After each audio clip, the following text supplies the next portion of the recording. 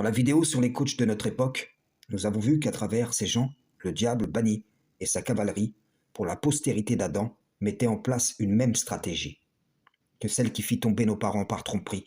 Allah nous avertit de ne pas laisser le diable banni nous tenter, nous troubler, comme il le fit pour nos parents, rendant vraie sa conjecture à leur égard et parvenant à les faire expulser du paradis. Il nous avertit en nous précisant que sa ruse est certes faible. Pourquoi nous dire que la ruse du diable banni est si faible, alors que tant de générations d'hommes tombent, et seul Allah sait combien tomberont encore? Eh bien, car l'exemple donné par le récit de nos parents constitue un précédent qui contient en lui toutes les bases de la ruse de l'ennemi, de sorte que l'homme ait tous les outils pour se prémunir et qu'il ne puisse jamais dire « je n'avais pas les armes pour me défendre ». Il ne pourra déployer aucune excuse valable, recevable, au cas où il céderait à la tentation.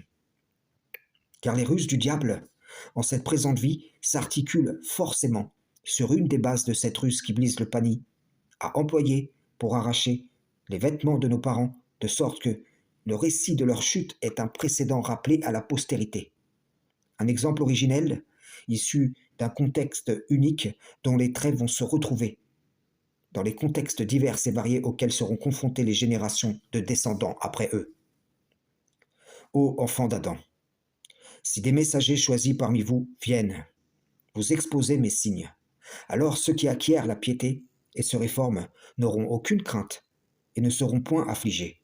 Et ceux qui traitent de mensonges nos signes et s'en écartent avec orgueil sont les gens du feu, et ils y demeureront éternellement. Je vous le dis, je suis l'un de ces messagers, et si vous tournez le dos, alors je vous ai averti en toute équité, comme il est écrit, un groupe au paradis et un groupe au feu, frères et sœurs en islam, salam, shalom.